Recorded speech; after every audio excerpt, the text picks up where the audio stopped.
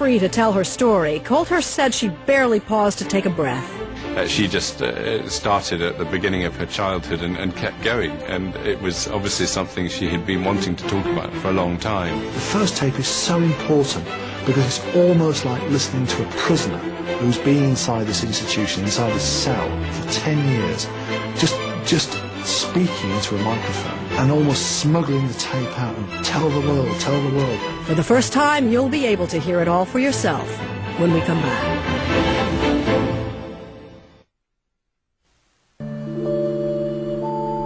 The stakes were high in May of '91 as a little tape recorder began to roll in Diana's living room. Her friend James Coulthurst sat across from her in what would be the first of 6 recording sessions. This is a photograph he took of one of them. With a list of questions in hand, Coulthurst started with her childhood. Any things that stand out, particularly in your childhood? No. I mean, it was a very unhappy childhood. Parents were busy sorting themselves out. Lady Diana Frances Spencer was born in 1961 into one of the oldest aristocratic families in Britain. Althorpe, the family estate, was in turmoil. When Diana was 6, her mother ran off with another man. The divorce was vicious. I remember seeing my father slap my mother across the face, and I was hiding behind the door, and she was crying. And I remember Mummy cried an awful lot. Diana distracted herself at boarding school, mostly with athletics. She admits she was no scholar, though there were a few subjects she liked.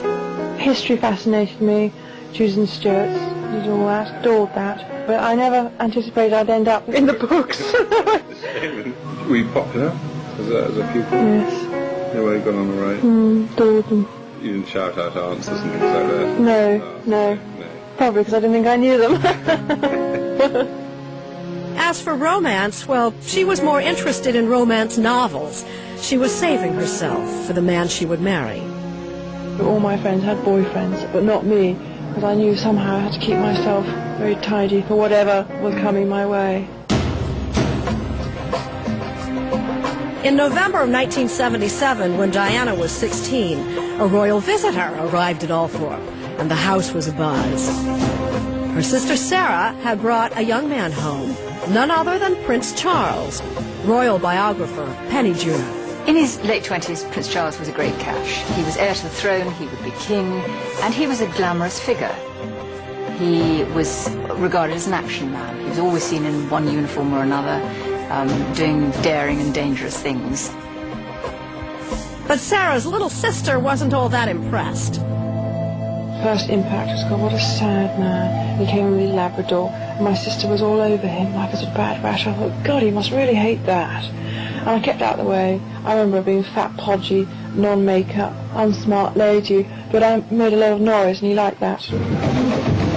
Neither of the Spencer girls would hold the prince's interest for long. Charles was something of a playboy then, traveling the world, not exactly ready to settle down. Diana, meanwhile, moved to London to an expensive Kensington apartment she shared with a few girlfriends. She signed on to work as a kindergarten teacher. It was one of the happiest times in her life. It was nice being fat with girls, and I loved that. It was great, laughed my head off there. But life was about to get complicated. Just after she turned 18, Diana met Prince Charles again at a friend's house. This time, the prince, now 30, and under great pressure to find a proper wife, took a more active interest in her. Her breeding was perfect, her status was perfect.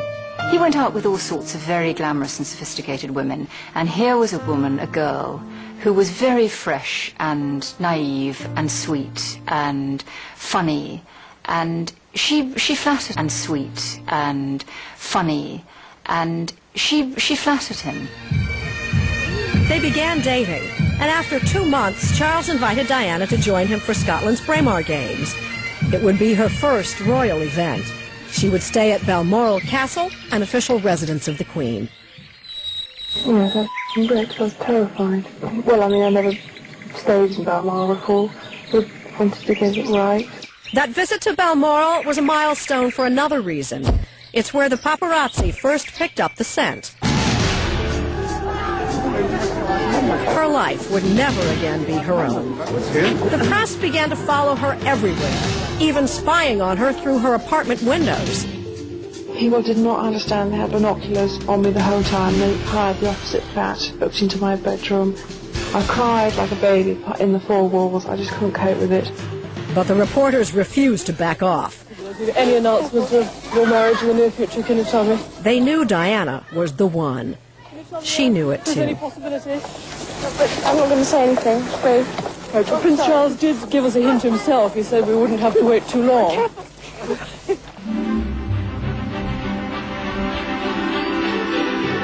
On Friday, February 6, 1981, after 7 months of courtship, Prince Charles invited Diana to Windsor Castle.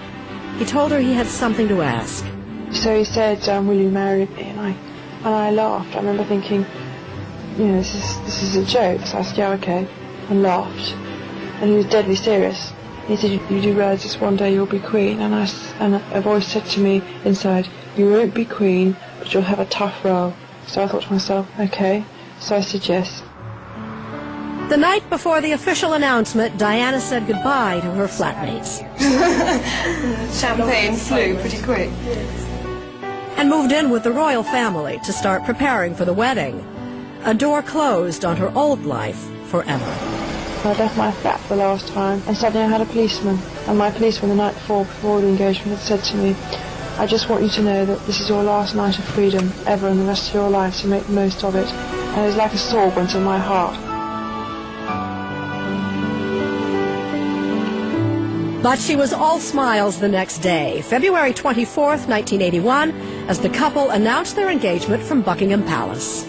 Can you find the words to sum up how you feel today, both of you? And proclaimed their love for each other. That's a word, isn't it? Really? Sort of. Just delighted and unhappy. And I'm amazed that she's been brave enough to take me on. And I suppose in love? Of course. Whatever in love means. Whatever did he mean by that? Prince Charles has always been too honest for his own good. He does say the most unfortunate things at times. No one was more confused than Diana. She just returned from a 3-week trip to Australia, where she hadn't spoken to her new fiancé even once. Must have been an agonizing 3 weeks. Did you speak at all? I mean, the phone lines must have been pretty busy between here and Australia. Yes, we tried. But it was quite difficult because I think there was a certain amount of press interest there. Although they never actually found you, did they? No. It was a complete disaster because I pined for him, but he never rang me up. I said, can I speak? And they said, no, we're not taking any calls. So I said, well, is the Prince of Wales speaking? How do I know it's the Prince of Wales came back with a reply? I come back from Australia, someone knocks on my door with a bunch of flowers, and I knew that they hadn't come from Charles because there was no note. It was just somebody being very tactful in the office. What's more, as the world became obsessed with the new royal couple, Diana suspected Charles was obsessed with another woman. Camilla Parker Bowles, a former lover of the prince, was married to one of his close friends, but Diana still noticed sparks between them. I once heard him on the telephone in his bath, on his hand, and saying, whatever happens, I'll always love you. And I told him I'd listened at the door. We had a filthy row. When reporters saw Diana cry as Charles left for an official trip, they thought she was missing him already. But the secret tapes reveal her heart was aching about something else.